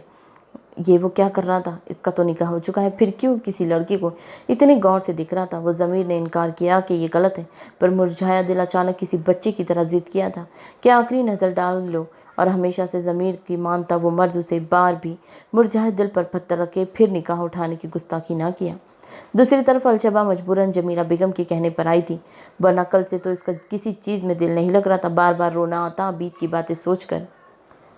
यहाँ भी उसकी नज़र पड़ी थी अबीद पर, लेकिन वो वाज़े नज़रअंदाज कर गया था। सही बमुश्किल अपना रोना रोके वो सबसे मिल रही थी। कोशिश के बावजूद हर थोड़ी देर में आंखें भीग जा रही थी। शांजे ने नोट किया, पर वो तबीयत खराबी का बहाना कर गई। अबीद का यूँ खुद को इग्नोर करना जब इससे और बर्दाश्त ना हुआ तो वो जमीला बेगम को सर में दर्द का कहकर चलने का बोली। इन्हें भी अब अलशबा की खराब होती हालत देखकर तशवीश हुई थी। अकबर साहब मुर्तज़ा साहब से इजाज़त लेते फिर शांजे और पयाम से मिलकर वो लोग वापसी के लिए रवाना हुए। अकबर साहब के मना करने के बावजूद पयाम इन लोगों को ज़बरदस्ती अपनी कार में ले गया छोड़ने। इसका बदलता रवैया देख जमीला बेगम ने खुदा का शुक्र अदा किया, वरना शुरू में जिस तरह वो रहता था इन्हें डर लगता था न जाने वो शांजे को कैसे रखेगा। घर के सामने गाड़ी रुकने पर अकबर साहब और जमीला बेगम उतरी थी। तभी आखिर में अपनी सोच में गुम अलशबा भी चौंकी।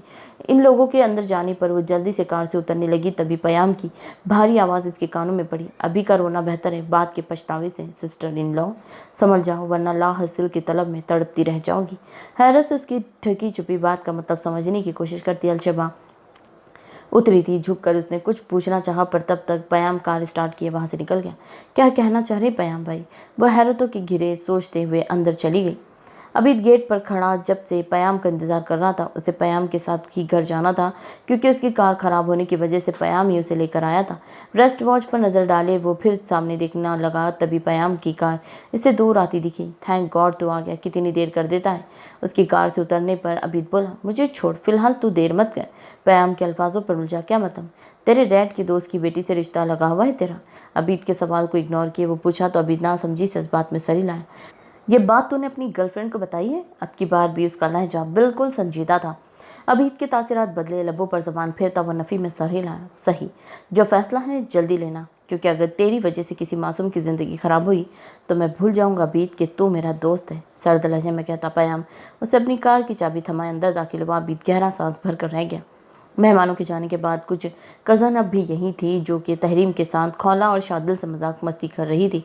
खौला तो भरपूर एंजॉय कर रही थी इन लोगों के साथ, पर शादिल घुटन बढ़ने पर थकने का बहाना बनाते उठा था। उसके यूँ बहाने पर सभी कज़न होर्डिंग करने लगे।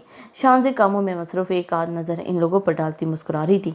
ये मुस्कुराहट तो उसके लबों से अब जा कर नहीं दे रही थी। पयाम की सभी बातें भुलाए वो जब जब इसके एतराफ़ के अल्फाजों को सोचती खुशी से मुस्कुराने लगती।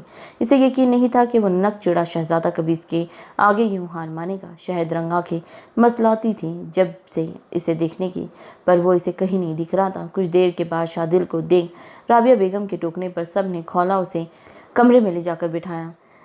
फिर उसके बाद गेट पर पहुंचते शादिल से पैसे वसूल करना ना भूली। सबसे ज़्यादा रकम तहरीम ने ली, जो शादिल ने खामोशी से दे दिया। उसके आसानी से पैसे देने पर सबको हैरत भी हुई, पर शादिल के संजीदा तासीरात देखकर फिर किसी ने ज़्यादा परेशान ना किया और इसे जगह देती वो लोग दूसरे कामों में लग गई। कहाँ जा रहे हो? वो जो कमरे में दाखिल होकर चेंज करने का इरादा किए था, ड्रेसिंग रूम में जा रहा था। खौला की पुकार पर रुका। चेंज करने? मुख्तसर जवाब। ओह गॉड शादिल, तुम चेंज क्यों कर रहे हो? वो हैरत से आंखें मुकम्मल खोले गोया हुई। खौला, इनकम्फर्टेबल महसूस हो रहा है, मैं चेंज करके आता हूँ, संजीदगी से कहता वो ड्रेसिंग में गायब हुआ। खौला अपना समूह लेकर रह गई। कुछ देर बाद वो बाहर निकला तो खौला फौरन बोली, अब इधर आकर बैठो। इसको ट्राउज़र और टी शर्ट में पहने रफ से हुलिये में देख वो बोली। शादिल गहरा सांस भरता बेड पर उसके सामने आ बैठा। बोलो। खौला की खामोशी पर वो गोया हुआ। तारीफ तुमने मेरी की ही नहीं। खैर छोड़ो, पहले मेरी मुँह दिखाई दो। मुँह बनाकर बोलती वो हथेली आगे की, जिस पर शादिल उठकर साइड टेबल के दूसरे दराज से एक छोटी डिब्बी निकालना था। फिर बेड पर बैठते वो खौला की हथेली पर रखा। हाँ, ये क्या है? इसमें सोने का ब्रेसलेट निकालें। खौला का मुंह खुला था। ये मुंह दिखाई, शादिल ने संजीदगी से कहा। शादिल, तुम कितने कंजूस हो, ये ब्रेसलेट दे रहे हो मुझे मुंह दिखाई पर। इसका अच्छा खासा मूड खराब हुआ था शादिल को इस वक्त। खौला का यूँ बेबाक रवैया बहुत नागवार गुजरा था। बमुश्किल जब्त किए वो पूछा, तो फिर क्या चाहिए तुम्हें? क्या चाहिए था? क्या मतलब? कम से कम एक खूबसूरत सा नेकलेस तो दे देते सोने का।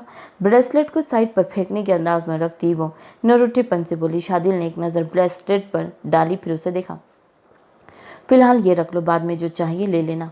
वो ब्रेसलेट इसने शानज़े के लिए रखा था, पर अब खौला को देने पर इसका यूँ फेंकना शादिल को बहुत गुस्सा दिला रहा था। खुद पर कंट्रोल किए वो नरमी से कहने लगा, वो तो मैं ले ही लूँगी, खैर तुम बताओ, तुम में कोई सेंस नहीं है क्या? उसकी नज़रें ब्रेसलेट पर देख खौला ने बात बदली। शादिल हैरान हुआ। अरे मतलब तुम्हारी नई नवेली सज धज के सामने बैठी है, थोड़ी तो प्यार भरी बातें करो। बिल्कुल अनरोमांटिक हो तुम, शिकायती लहजे में से बोलती वो शादिल को और हैरत में मुब्तला कर गई। लंदन में रहकर वो काफ़ी ज़्यादा बोल्ड हो गई थी, जो इस वक्त अपनी शर्म हया भुलाए बैठी थी। खौला, मैं मेरी कोशिश करूँगा तुम्हें खुश रखने की, वादा करता हूँ मुझसे तुम्हें कोई तकलीफ नहीं होगी। अपनी नागवारियत पर काबू पाए वो नरम लहजे में सोचते हुए बोला, जिस पर खौला ने आंखें घुमाई। वो तो तुम्हें रखना ही है, अगर तुम खुश नहीं रखोगे तो जीना हराम करके रख दूंगी मैं तुम्हारा। अपनी बात कहकर वो खिलखिलाकर हंसी थी, पर अगले ही लम्हे शादिल के चेहरे पर नागवारी छाए देख जल्दी से बात पलटने लगी। अरे मजाक कर रही हूँ, बोलकर वो शादिल के करीब होती उसके सीने में सर रख गई थी। मुर्तज़ा साहब और राबिया बेगम कमरे में थे जब गेट नॉक हुआ। इजाज़त देने पर शानज़े गेट खोलती अंदर दाखिल हुई। उसके परेशान चेहरे को देख मुर्तज़ा साहब हैरान हुए थे। क्या हुआ बेटा? एक नज़र राबिया बेगम को देख को नरमी से पूछे थे। अब्बू अम्मी, क्या आप लोग को पता है कि पयाम कहाँ है? उसके सवाल पर जहाँ मुर्तज़ा साहब शदीद हैरत का शिकार हुए, वहीं राबिया बेगम जैसी शातिर औरत समझ चुकी थी कि यकीनन वो सब बातों से अब तक बेखबर थी। बेटा आपको नहीं मालूम क्या? पयाम तो 1 घंटा हुए एयरपोर्ट के लिए निकल चुका है, बिजनेस प्रोजेक्ट पर 4 माह के लिए। मुर्तज़ा साहब की बात पर शांजे को लगा उसकी सांस थमी है।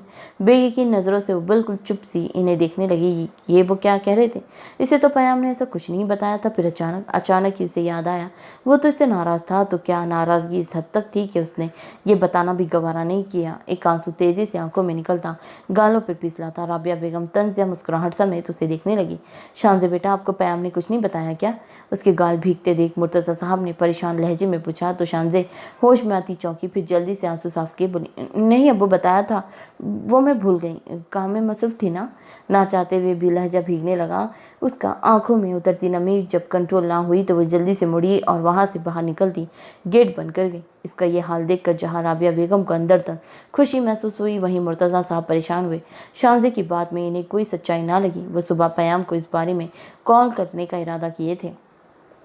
कमरे में आकर वो गेट बंद करती खामोशी से बेड पर आकर बैठी थी। आंखें लबालब आंसुओं से भरी थी। दिल बहुत दुखा था पयाम की इस हरकत पर। वो क्यों ऐसा किया था? कम से कम कुछ तो इशारा देता, इसे यूँ अचानक कैसे जा सकता था? तभी शांजे के जहन में इसकी बात याद आई थी। वो कह तो रहा था कि शांजे मिस करेगी उसे, पर वो इस वक्त नहीं होगा। इसे बेसाख्ता खुद पर गुस्सा आया। क्यों समझ ना पाई वो इसकी बात का मतलब? गया तो गया, अच्छी बात है।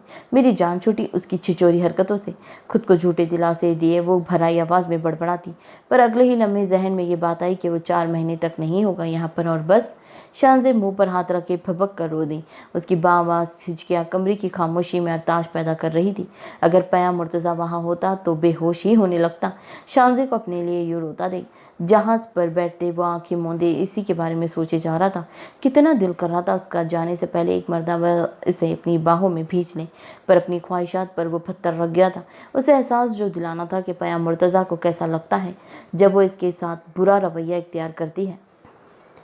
आज शादिल और खौला के वलीमे को 2 हफ्ते हो चुके थे। तहरीम तो वलीमे की रात बासित के एक मर्तबा पूछने पर ही जाने के लिए राज़ी हो गई थी। आया कि वो पिछली बार की तरह इस बार भी उसे छोड़कर ना चला जाए। सभी अपनी ज़िंदगी में मसरूफ़ थे। अलबत्ता एक शांजे ही थी जिसका चेहरा पिछले कई दिनों से मुरझाया हुआ था। उसके चेहरे को देखते ही कोई भी अंदर की उसकी उदासी का पता बता सकता था। चेहरे को देखते ही जिस इंसान से वो इतना चिढ़ती थी, क्या खबर थी कि जब वो जुदा होगा तो ऐसा हाल हो जाएगा। पयाम के जाने के बाद राबिया बेगम ने इसे किचन समेत तकरीबन बाकी और कामों के हुक्म सादिर कर दिया था, जिस पर शांजे को वैसे भी कोई एतराज़ नहीं था। वो याद ना इसी बहाने वो पूरा दिन खुद को मसरूफ़ रखती, पर फिर भी जब काम से फारिग होकर कमरे में दाखिल होती एक अजीब सी खालीपन लगता, जैसे कमरे की हर शय में अभी अपने मालिक के बिना मुरझाई सी मालूम होती। अब ये उसके अंदर की घुटन थी जो उसे यूँ महसूस होता। दूसरी तरफ पयाम ने अपना नंबर रोमिंग पर लगाए बजाय सिम ही निकाल कर रख दी। तो दूसरे नंबर से मुर्तज़ा साहब को कॉल पर कह चुका था कि शांजे को इसके दुबई के नंबर के बारे में ना बताया जाए, जिस पर मुर्तज़ा साहब ने पहले तो एतराज़ करने समेत उसे खरी खरी सुनाई, पर उसकी पहली बार किसी चीज़ के लिए रिक्वेस्ट पर वो काफ़ी देर बाद ना चाहते हुए आमदा हुई। शांजे जो ठान चुकी थी कि पयाम के कॉल आने पर वो नाराज़गी का इजहार करती, उससे बात तक नहीं करेगी, पर दूसरी जानिब से जब उसकी एक भी कॉल ना आई तो वो पहले तो हैरान हुई, फिर आखिरकार दिल के हाथों मजबूर होकर इसने 3 दिन बाद पयाम को कॉल की, पर नंबर मुसलसल बन जा रहा था। इस बारे में जब इसने मुर्तज़ा साहब से दरियाफ़्त किया तो उसके चेहरे पर बेचैनी रकम होने के बावजूद वो पयाम से किए गए वादे के तहत नाइल्मी का इजहार कर गए। शांजे को बेहद परेशानी ने आन लिया था। एक तो वो यहाँ पर था नहीं, ऊपर से उससे बात ना होने की वजह से वो हर पर बेचैन रहने लगी। उसकी हालत देखकर राबिया बेगम को दिली सुकून होता था। खौला जो शुरू दिन से शांजे के दरमियान तबके की वजह से इस पे बैर लगाई बैठी थी, राबिया बेगम की बातों से इसे छूट ही मिल गई थी। उनके कहने पर वो काम पे शांजे को परेशान करने का मौका नहीं ढूंढती थी, जिस पर कभी तो शांजे उसका लिहाज करती, खामोश रहती, कभी उसके बेजा परेशान करने पर ठीक ठाक सुना देती, जिससे खौला जल भून कर रह जाती। आज इतवार होने के बावजूद मर्द हजरात घर पर मौजूद ना थे। मुर्तज़ा साहब को इनके किसी दोस्त के घर जाना मदऊ किया था और शादिल ऑफिस का काम ज़रूरी निपटाने की घर से खौला को दोपहर में आने का कहकर गया था। शांजे किचन में मसरूफ़ खाना पका रही थी। खौला वहाँ आई। क्या पका रही हूँ? इसकी कार्रवाई देखती वो सैलेड पर दोनों हाथ रखे पूछी। अम्मी ने बिरयानी का कहा था, वो पका रही हूँ। मसरूफ़ाना लहजे में वो जल्दी जल्दी हाथ चलाती बोली। काम में उसकी फुर्ती खौला ने सताइशी नज़रों से देखी, फिर कुछ सोच कर वो तंज़े अंदाज में मुस्कुराई। हाँ, मुझे बिरयानी नहीं खानी, ऐसा करो मेरे लिए तुम फ्राइड राइस और मंचूरियन पका दो, और जब मेरा खाना तैयार होकर लो तो रूम में ला देना। इस पर मज़े से हुक्म सादिर किए। खौला मुड़ी थी। शानजे का हाथ रुका था। उसकी फरमाइश पर जानती थी उसे परेशान करने का यह नया बहाना होगा। मैं भी मसरूफ़ हूँ, आप प्लीज़ किसी मुलाजमा से कह दें कि वो आपके लिए बना दे। खौला के किचन से बाहर जाती कदम थमे। शानजे की आवाज़ पर वापस पलटकर वो घूरी थी। उसे बिरयानी दम पर रखने के बाद अब वो सलाद तैयार करने लगी थी। मसरूफ़ हो तो क्या हुआ, फ्री होकर पका देना। उसे प्याज काटते देख खौला ने कहा, मैं नहीं पकाऊंगी भाभी। अब की बार शानजे ने नज़र उठाकर उसे देखते संजीदगी से कहा। पहले ही सुबह से उसकी तबीयत ढल सी हो रही थी, ऊपर से खौला का यूं हुक्म करना इसका ज़ब्त आजमा रहा था। ये तुम इतनी अकड़ दिखाती किस लिए हो? भूलो मत कि बड़ी हूँ मैं तुमसे, उम्र, रिश्ते और तबके में भी। दांत पीसते खौला ने उसे आंख दिखाकर कहा। शानजे का खून खौला था। जब भी खौला उसके सामने मिडिल क्लास होने पर ताने देती थी तब उसका सब्र का पैमाना लबरेज होता, और अब भी वही हुआ था। आप न भूले तो मुझे याद रहता है कि मैं किस तबके से हूँ, और मैं जिस तबके से भी हूँ उस पर खुदा का शुक्र अदा करती हूँ। जब से बोलती वो वापस काम में मसरूफ़ हुई थी। खौला ने कटीली नज़र उसे देखा, फिर तेज़ी से किचन से निकलती चली गई। शानजे को सुकून हुआ था इसके जाने पर। ना जाने क्यों वो शुरू दिन से ही उसे खुदा वास्ते का बैर लगाए बैठी थी। ये बात शानजे को अब तक समझ नहीं आई थी। कुछ देर बाद वो सलाद तैयार करने के बाद अभी रायता बनाने के लिए फ्रिज से दही निकाल ही रही थी कि खौला फिर किचन में दाखिल हुई, पर इस बार उसके साथ राबिया बेगम भी थी। शानजे ने दोनों को एक नज़र देखा, फिर तभी वो चौंकी। खौला की आंखों में आंसू देख गए। ये मैं क्या सुन रही हूँ शानजे, तुम खौला के किरदार पर कैसी बातें कर रही हो? वैसे सख्त लहजे में सुधार करने लगी, जबकि शानजे चकरा कर रह गई। ये वो क्या कह रही थी उसे? इसने हैरान होकर खौला को देखा जो अब बाकायदा रोने लगी थी। ये बच्चे सिर्फ तुमसे ज़रा सा काम क्या बोल दी, तुम इसे इनकार किया और खरी सुना दी। क्यों लड़की, क्या समझ रखा है तुमने खुद को? मालकिन हो क्या? भूल गई हो क्या कहाँ से आई हो? वह इस पर अपनी भड़ास इस पर निकाले बुलंद आवाज़ में बोलने लगी। अम्मी बस करें, भाभी झूठ कह रही हैं, मैंने इन्हें कुछ नहीं कहा, और प्लीज़ बार बार मेरी क्लास पर क्यों बातें करती हैं आप लोग? इसका जवाब देने लगा। गुस्से में कही जाने वाली शानजे की बात मुकम्मल होते ही राबिया बेगम ने उसके गाल पर थप्पड़ रसीद किया। शानजे का दिमाग सुन्न होकर रह गया। पहले ही तबीयत अजीब थी, ऊपर से इनका थप्पड़, वो वाकई चकराने लगी। ये जो कैंची की तरह जबान चलती है ना तुम्हारी, बंद करके रखा करो। अगर बदतमीजी करना दिखा मैंने तुम्हें तो धक्के निकाल देकर यहाँ से निकालूंगी। उंगली उठाकर उसे वॉर्न करती वो करत लहजे में बोली। साथ ही इस पर खौला के कहे गए खाने का हुक्म जारी करती वहाँ से निकली। उनके जाने के बाद शानजे ने सुर्ख भराई आंखों से खौला को देखा, जो अपने नाटक में निकाले गए आंसू को पोंछती, शानजे पर मजाक उड़ाती, मुस्कान उछालकर किचन से निकली। ये दूसरा थप्पड़ था जो राबिया बेगम ने उसे मारा था। तजलील के एहसास पर आंसू रोवानी से बहने लगे। बमुश्किल खुद पर जब्त किए वो अब खौला के लिए फ्राइड राइस पकाने की तैयारी करने लगी। जो भी था, पर राबिया बेगम की घर से निकालने की धमकी पर वो डरी ज़रूर थी। अगर प्याम होता तो वो कभी इनकी बातों से ना घबराती, लेकिन अब इस बेखबर इंसान का सोचते ही शानजी ने अजियत से आंखें मीच ली। वो क्यों उसके साथ ऐसा कर रहा था? क्या इस रात की नाराज़गी का इतना बुरा बदला चुकाना था उसे? अगर ऐसा था तो शानजे को अपने आप मरता महसूस हुआ। अभी तो वो सिर्फ 2 हफ्ते गुजरे थे, पता नहीं कैसे ये 4 महीने कटने थे। अपनी हर अजियत सोचे झटक कर वो जल्दी से खौला के लिए खाना तैयार करने लगी। फ्राइड राइस और मंचूरियन पकाते उसे थोड़ी देर हो गई थी। खौला की बात याद आने पर वो प्लेट में उसका खाना निकाल कर ट्रे में पानी रखती कमरे में पहुंची। अभी उसने टेबल पर ट्रे रखी ही थी कि शादिल कमरे में दाखिल हुआ। खौला जो पहले ही बेड पर लेटी मैगजीन पढ़ रही थी, शादिल को देखते उठी। ओ थैंक गॉड तुम आ गए, मेरा मूड हो रहा था बाहर जाने का। इसके पास आती वो मुस्कुराया गोया हुई, जबकि शादिल की हैरान नजरें ट्रे रखकर कमरे से निकलती शानजे पर गई थी। रुको शानजे, उसकी पुकार पर शानजे के कदम रुके। ये सब क्या है खौला? खौला के हद से ज़्यादा करीब होने पर वो दूर होता संजीदगी से पूछा था। इशारा साफ इसे खाने पर था जो शानजे रखी थी। इसे शानजे का यूँ खौला के लिए रूम में खाना लाना कुछ अजीब सा लगा। बेबी, ये तो मैंने आज शानजे की से रिक्वेस्ट की कि मुझे रूम में खाना ला दे। तबीयत थोड़ी ख़राब लग रही थी मुझे अपनी। उसके तासरात बिल्कुल संजीदा देखे वो जल्दी से बहाना बनाती बोली। शानजे तो अश अश कर उठी इसकी सफाई से कहे झूठ पर।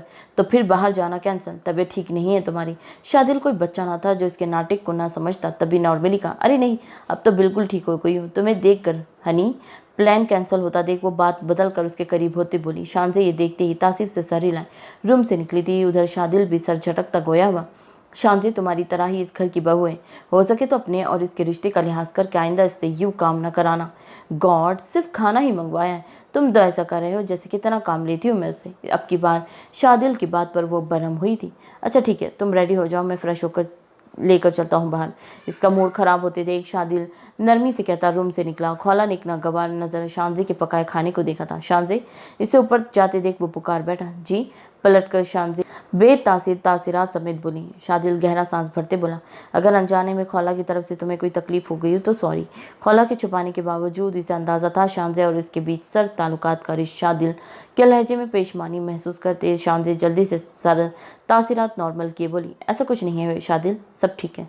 ज़बरदस्ती मुस्कुराते हुए बोली थी, अलबत्ता एक मरतबा सर पर रखा दुपट्टा ज़रूर आगे किया। डर था कि कहीं शादिल उसके गाल पर छुपे उंगलियों के निशानात ना देख ले। शांजे के जवाब पर शादिल मुतमईन सा होता पलटा था, जिस पर वो शुक्र अदा करती ऊपर गई। आज वो बहुत जिद करके अबीद को अपने घर के करीबी पार्क में बुलवाई थी। वहाँ से अबीद उसे कार में लेके कुछ दूर शॉपिंग मॉल आया था और अब फूड कोर्ट में बैठी अलशबा जब से उसे मना रही थी, प्लीज़ अबीद मान जाओ, यूँ नहीं करो। उसकी आवाज़ भराने लगी थी अबीद की बेरुखी पर। अलशबा, प्रॉब्लम क्या है? हम ऐसे भी तो ठीक है, पता नहीं क्यों शादी का भूत सवार है तुम पर, वो चिढ़ कर कहा था। अलशबा ने आंखों में उतरती नमी को अंदर धकेलते जल्दी से कहा, क्योंकि मैं तुम्हें खोना नहीं चाहती अबीद, यकीन करो, बहुत मोहब्बत करती हूँ तुमसे। चेयर से थोड़ा आगे होते वो बोली थी, साथ ही टप टप आंसू बहने लगे आंखों से। यार बस करो, हद करती हो, जगह का ही लिहाज कर लो, फजूल तमाशा बना रखा है, हर जगह रोने मत बैठ जाया करो, कुछ लोग मतवजा होते हैं।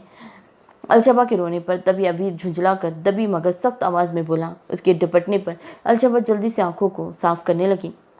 मैं अब्बू अम्मी को मना लूँगी, पर तुम मान जाओ, अभी नहीं रह पाऊंगी तुम्हारे बगैर। आंसू ना रुकने पर वो टेबल पर हाथ रख के सर नीचे झुकाए हल्की आवाज़ में रोते हुए बोली। अबीद ने कॉफत से सर झटका। देखो अलशबा, अच्छा बात सुनो मेरी। टेबल पर रखे उसके हाथ को थामे वो बमुश्किल लहजा नरम किए उसे पुकारा तो अलशबा सर उठाकर उसे देखने लगी। अलशबा का नाजुक हाथ उसके हाथ में दो खामोश आंखों ने देखा था।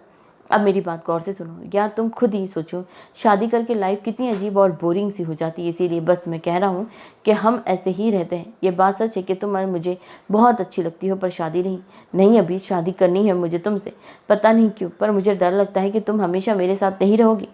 फॉर गॉड सिक यार, जब से बर्दाश्त कर रहा हूँ, दिमाग ख़राब करके रखा हुआ है तुमने अपनी बातों से मेरा। अगर थोड़ी देर और बैठा यहाँ तो मुझे लगता है कि मैं पागल हो जाऊँगा। बिल पे मैं कर चुका हूँ, खुद ही चली जाना घर। तिनक कर कहते वो झटके से उठा चेयर से, फिर उसकी पुकार को अनसुना किए वो वहाँ से निकला। अबीद की पुश्त को बेबसी से देखे अलशबा हिचकियों से रोई थी, मगर सबको अपनी तरफ मुतवज्जा पाकर जल्दी से खुद को जब्त करती आंसू पोंछ कर उठी। अलशबा अभी 2 कदम ही बढ़ी थी कि कोई मानूस पुकार उसे कान पर पड़ी। पिछले 2 घंटे से खौला लगातार शॉपिंग कर रही थी। शादिल पहले ही ऑफिस से थका हुआ आया था, ऊपर से खौला की ना ख़त्म होने वाली शॉपिंग ने उसे परेशान कर दिया। खौला बस करो, बाकी फिर कभी ले लेना। आखिरकार वो टोक गया उसे, जिस पर खौला पलट कर शादिल को घूरी। तुम ऐसा करो, वहाँ फूड कोर्ट में खड़े रहो, बस 2 चीज़ें रह गई है, मैं वो लेकर आती हूँ। इसके चेहरे पर थकन के आंसर देख कर खौला को भी थोड़ी सिपकी हुई, तभी बोली, नहीं अगर थोड़ी ही चीज़ें रह गई तो चलो, मैं कह रही हूँ शादिल, तुम बैठो वहाँ, मैं जल्द आ जाऊँगी प्लीज़। शादिल की बात काटते हुए मुस्कुरा कर इसरार करने लगी। शादिल तो खामोश हो गया। खौला के जाने के बाद वो शॉपिंग बैग्स उठाए फूड कोर्ट में आया। खाली टेबल के लिए नज़र दौड़ाई जो कि एक टेबल पर आग रुकी थी। उसे अचंभे में घिरे अलशबा को पयाम के दोस्त अबीद के सामने रोते देखा। वो मुसलसल रो रही थी। दूसरी तरफ अबीद ने कुछ कहते हुए इसका हाथ थामा था।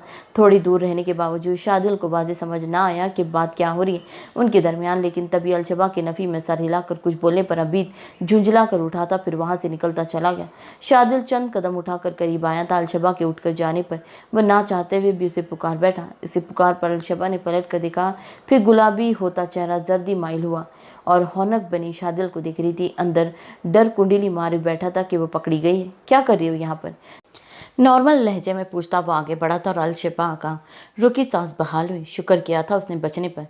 शादिल भाई, मैं अपनी दोस्तों के साथ आई थी, वो लोग बस यहीं होंगी, मुझे भूख लगी थी तो इधर ही बैठ गई थी। जगह की मुनासिबत बहाना सोचे वो बोलने लगी। लड़खड़ाता लहजा वाज़ेह गवाही दे रहा था झूठ की। शादिल को बेसाख्ता वो रात याद आई जब अलशबा ने दोस्त के घर का बहाना किया था। तो क्या मतलब, वो इस पल भी झूठ का सहारा लिया था खुद को बचाने के तहत। आज की तरह तुम्हारी अभी उम्र नहीं है लड़की। संजीदगी से उसका चेहरा देखते शादिल बोला, भाई फ्रेंड के साथ शॉपिंग करने में कौन सी उम्र लग देखी? तुम्हारी अभी उम्र नहीं है किसी लड़के के साथ यूं हर जगह घूमो। वो जो ज़बरदस्ती की मुस्कुराहट समेत बोल रही थी। शादिल की बात काटने पर उसकी मुस्कुराहट गायब हुई थी। फ़क्र रंग के साथ शादिल को देखते हुए थूक निकली, लड़की अभी छोटी हो तुम, ये सब ठीक नहीं है। इसको डर देख शादिल नरमी से समझाने लगा।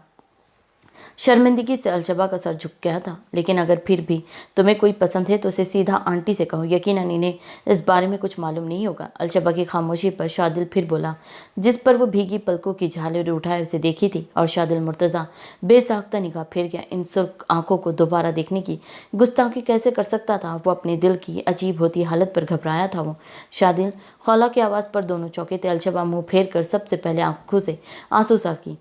खौला, ये शांजे की बहन है। अलशबा। खौला जो हैरत से अलशबा को देख रही थी, शादिल के तारुफ करवाने पर उसका चेहरा बिगड़ा। ओह, तो ये है शांजे की बहन। इसे सर तपार देखती वो तंजिया अंदाज में बोली। हरे रंग की शलवार कमीज पर दुपट्टा सर पर ओढ़े, साथ चादर से खुद को कवर किए वो लड़की लगभग 18 साल की लगी उसे। उसकी चादर को देख खौला ने कौफत से आंखें घुमाई। वैसे तुम यहाँ अकेली क्या हो, क्यों आई हो अलशबा? या उसके साथ किसी और को न पाकर खौला को हैरत हुई। दूसरा अलशबा के चेहरे पर उड़े रंगत उसे शक करने पर मजबूर कर गया था। तभी वो एक आईब्रो उचकाती पूछी, अलशबा तुम्हारी दोस्ती तो लगता है शॉपिंग के चक्कर में भूली गई तुम्हें। ऐसा करते हैं कि तुम हमें ज्वाइन कर लो, वैसे भी अब हम घर ही जा रहे हैं। खौला के सवाल पर अलशबा को घबराते देख शादिल जल्दी से दोस्ताना लहजे में बोला। अलशबा तकते रह गई इस इंसान को, वो क्यों इसे बचा रहा था। नहीं भाई, मैं चली जाऊंगी।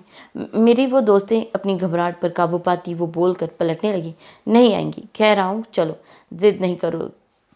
इसके शादिल के तासीरात बदले।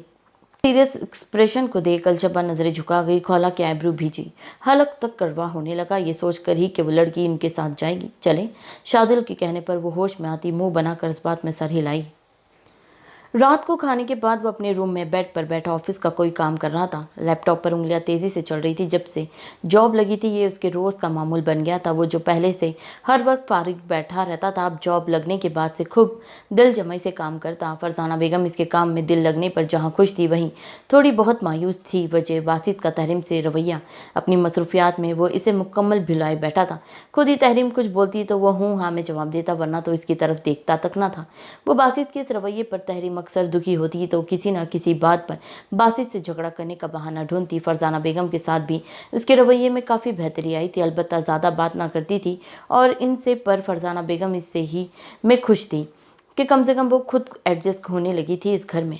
आधा काम खत्म करने पर वह अपने आँखें मसलता लैपटॉप साइड में रखा और रूम से बाहर निकला। फरजाना बेगम को कॉफ़ी का बोलते वो किचन में दाखिल हुआ तो वहाँ कोई नहीं था। अम्मी, उन्हें पुकारे। बासित लाउंज में आया जहाँ तहरीम हथेली थोड़ी के नीचे रखे टीवी देख रही थी। आंटी सो रही है। मोड़कर बासित को देखते बोली, इतनी जल्दी? बासित को हैरान हुई, कभी फरजाना बेगम इतनी जल्दी ना सोई थी। सर में थोड़ा दर्द था उनके, तभी। तुम्हें कुछ चाहिए क्या? अपने जवाब पर बासित को किचन में जाता देख वो जल्दी से उठकर पूछी, चाहिए अम्मी से था, तुमसे नहीं। बिना उस पर कोई निगाहें गलत डाले वो गोया हुआ साथ ही किचन में चला गया। तहरीम ने गुस्से में पैर पटका। अकड़ी खत्म होकर नहीं देती उसकी। अपने आप बड़बड़ाते वो वापस सोफे पे बैठी, तभी उसका फ़ोन रिंग किया। कैसी हो राफिया? उसकी दोस्त की कॉल थी। मैं ठीक हूँ, तुम बताओ। दूसरी जानिब से वो फ्रैंक होते बोली, क्या बताओ, वही रूटीन है उसकी। एक जो नज़र डाल ले, लगता है बीवी को देखने पर निगाह गुनाह हो जाएगा उसे। राफिया को वो पहले ही बासित और अपने बीच सर ताल्लुकात का बता चुकी थी। वो रोज़ तहरीम को नए प्लान्स बनाती, जिसके बदौलत कभी वो बासित से लड़कर तवज्जो हासिल करने की कोशिश करती तो कभी उसे परेशान करके। वैसे आज एक प्लान है मेरे पास, राफिया राजदारी से बोली। तुम रहने दो, सभी बेकार प्लान्स बताती हो, एक जो काम करे इस ठीठ इंसान पर। बासित की बेरुखी का सोचते वो कलस कर कहने लगी, अरे सुनो तो, ये प्लान यकीनन काम करेगा, गारंटी है। ऐसा क्या प्लान है? राफिया के बोलने पर उसे अचंभा हुआ। तभी राफिया ने उसे जल्दी से प्लान बताया और जो प्लान वो मज़े से बताई थी उस पर तहरीम के पसीने ही छूटे। नहीं, मैं कैसे नहीं, इनकार करती वह हकलाहट का शिकार हुई। तहरीम सोच ले, बात तवज्जो की है और इस प्लान में तू अच्छे पिघल जाते हैं और तुम तो इतना क्यों घबरा रही हो? तुम तहरीम मुर्तज़ा हो, एक बोल्ड लड़की। उसके इनकार पर राफिया ने उसकी कमज़ोरी पकड़ते कहा तो तहरीम सोचने पर मजबूर हुई। डर भी लग रहा था, पर प्लान ही ऐसा था कि खुद को बोल्ड समझने के बावजूद इसकी जान निकलने लगी थी। अच्छा, मैं कोशिश करती हूँ। बासित को किचन से मग थामे निकलता देख वह हल्की आवाज़ में बोली। कॉफ़ी को मैक्स साइड पर टेबल पर रखता वो वापस बेड पर बैठते लैपटॉप उठाया था। गर्म भाप उड़ाती कॉफ़ी के 2 सिप लेकर वो वापस रखा, फिर काम में मतवज्जा हुआ। भी उसे थोड़ी ही देर हुई थी काम करते कि तहरीम कमरे में इंटर हुई। उसकी मौजूदगी को बलाए ताक रखे वो मुसलसल काम पर जहन लगाए बैठा था। बासित पर एक नज़र डाले वो वार्डरोब से कुछ निकाली थी, फिर ड्रेसिंग रूम में गई।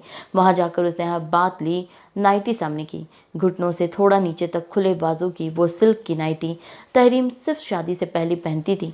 राफिया की बात सोचते वो जल्दी से चेंज कर तो कर ली, पर अब हिम्मत ही नहीं हो रही थी बाहर जाने की। बासित के गुस्से से वाकिफ थी, इसीलिए घबराहट तारी हुई थी इस पर।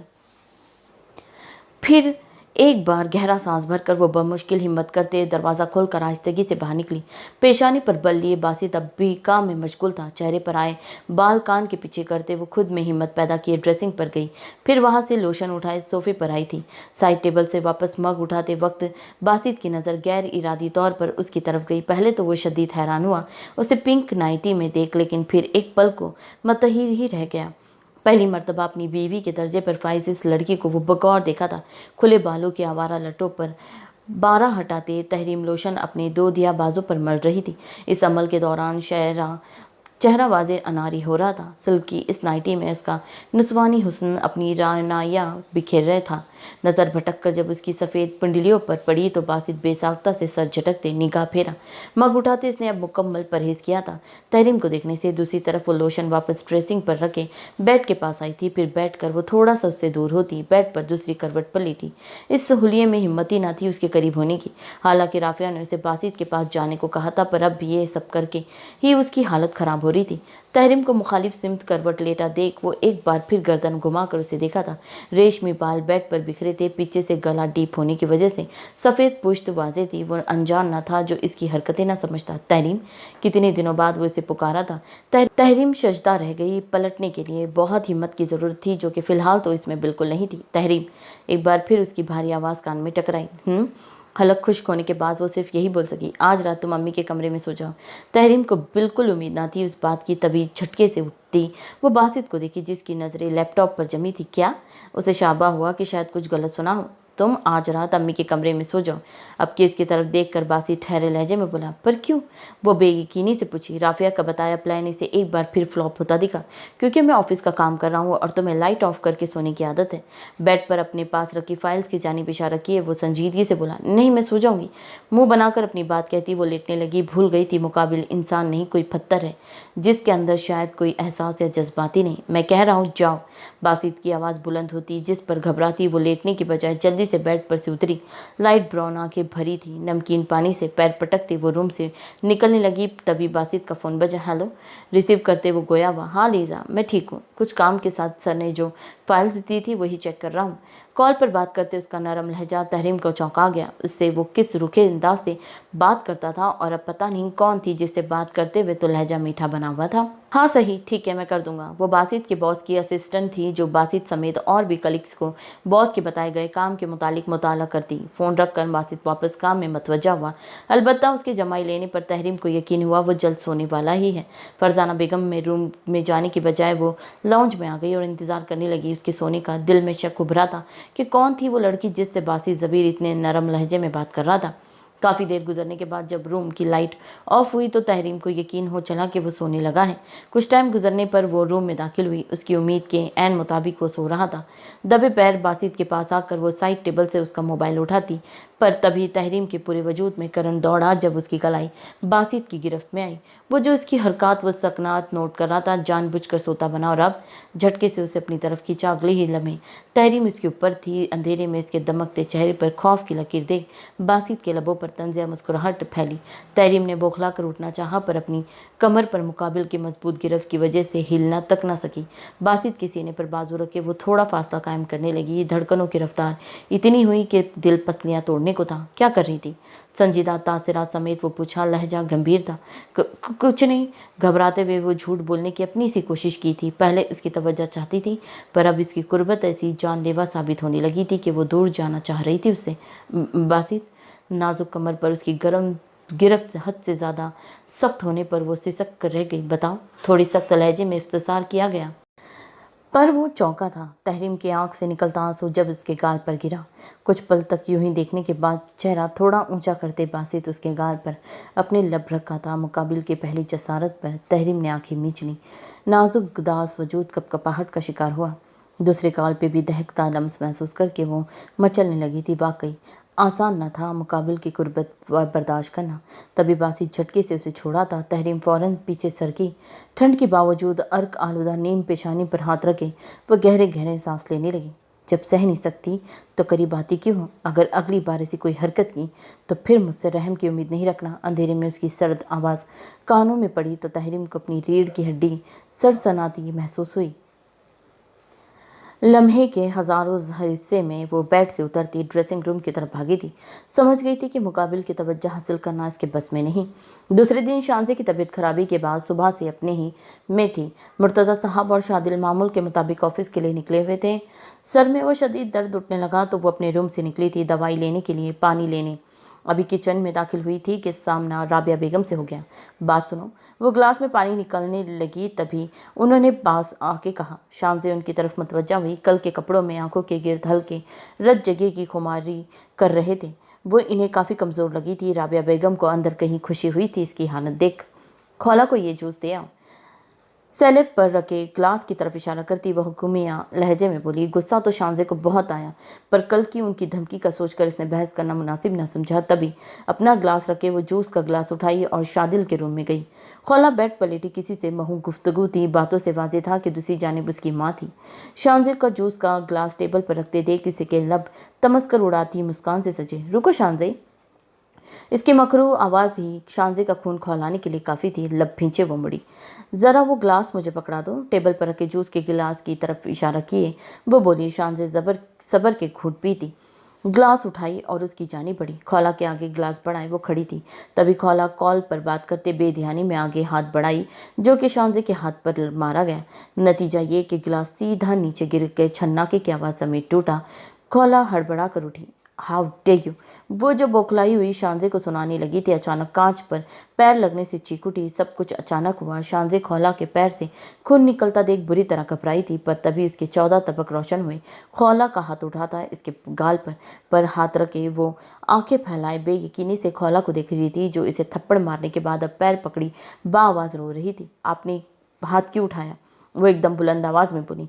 गुस्से की शिद्दत से चेहरा सुर्ख हुआ था उसका। इतना अर्जा तो न थी कि वो हर जो कोई उस पर यूं हाथ उठा देता। एक तो मुझे चोट लगी तुम्हारी वजह से, ऊपर से मुझे पर चीख रही हो। रुको अभी तुम। खाला। बेड पर बैठे वो उल्टा शांजे पर चीखती राबिया बेगम को आवाज़ देने लगी। शोर की आवाज़ पर वो भी कमरे में आई थी। खौला को पैर पकड़े रोते देख वो जल्दी से आगे बढ़ी। क्या हुआ मेरी बच्ची को? उसका पैर देखती वो परेशानी से गोया हुई। खाला इसकी वजह से हुआ ये सब। खौला ने शांजे की तरफ इशारा किया। आंसुओं से इसका चेहरा भीगा था। क्या किया शान से तुमने?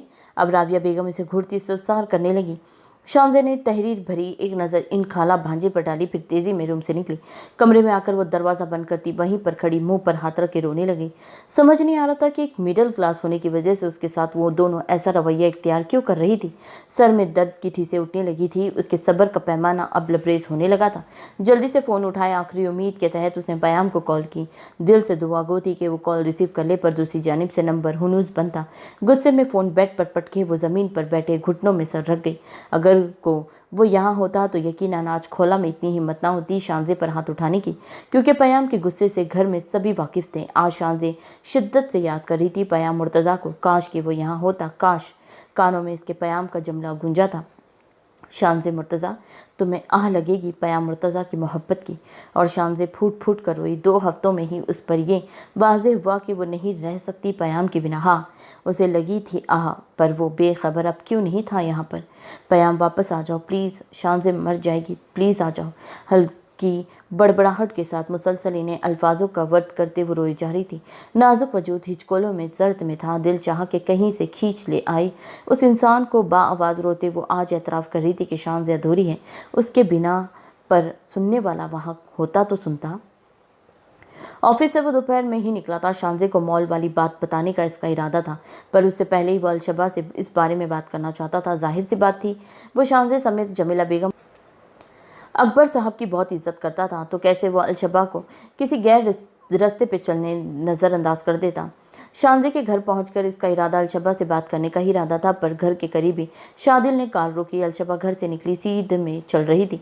जब वो शादिल की कार के करीब से गुजरी तभी शादिल कार से निकलता उसे पुकारा। अलशबा के चेहरे पर खुद को देख परेशानियां आते वो अच्छे से समझा आज भी उसका इरादा अबीद के पास जाने का था।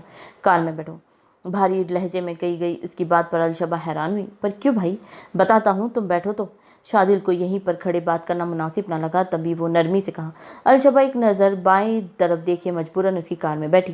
कुछ बताई तो भाई, क्या क्यों बिठाया आप मुझे? गाड़ी रोड पर रवा थी। उसकी जब से की खामोशी पर अलशबा थोड़ा चिढ़ कर गोया हुई। अच्छा खासा अबीद को एक बार फिर मनाने का इरादा था, पर अब शादिल के आने पर सब खराब हो गया था। मुझे तुमसे बात करनी है। बिना उसकी तरफ देखे वो रोड पर नजरें जमाए बोला। अलशबा के तासरात बदले, चेहरे से परेशानी हटी। अब वो फ़क्र रंगत समेत उसे देखने लगी। रिलैक्स रहो और जो पूछूं सिर्फ उसका जवाब दो। काफ़ी दूर पहुंचने के बाद वो कार रोक कर उसको घबराते देख आराम से बोला। अलशबा खामोश रही। मैंने मॉल वाली बात शांजे को बताने का सोचा है, इसे कम से कम बाखबर होना चाहिए। मुनासिब लफ्ज़ों से उसने आगाज़ किया। अलशबा एकदम घबराई। नहीं भाई प्लीज़, आप ही को कुछ नहीं बताइएगा प्लीज़, आजिज़ाना लहजे में वो इससे दरख्वास्त करने लगी। खूबसूरत आंखें पल में भरी थी। शादिल गहरा सांस भर कर रह गया। मेरी बात समझो अलशबा, तुम यकीनन घर में किसी को नहीं बताया और यूं छुप छुप कर किसी से मिलना। असल में तुम्हें हैरत है अबीद पर कि वो कैसे तुम्हें एक खिलौने के मानी यूं बना बिना किसी रिश्ते के हर जगह घुमा रहा है। वो अलशबा से नहीं बोला था, बल्कि हल्की आवाज़ में खुद ही बड़बड़ाया था, पर उसकी बड़बड़ाहट अलशबा ने बगौर सुनी। मैं खिलौना नहीं हूँ, जल्दी से वो बोली। उसे शादिल का ये जुमला नागवार गुजरा था। यही तो मैं समझा रहा हूँ लड़की, तुम्हें अभी ज़माने की बेहिसी का नहीं मालूम, लोग कैसे होते हैं तुम अनजान हो। एक मिनट। वो जो उसे समझा रहा था अलशबा के टोकने पर रुका। सवालिया नज़रें उठी थी और सीधा उसके खूबसूरत चेहरे पर पड़ी। क्या मतलब, लोग कैसे होते?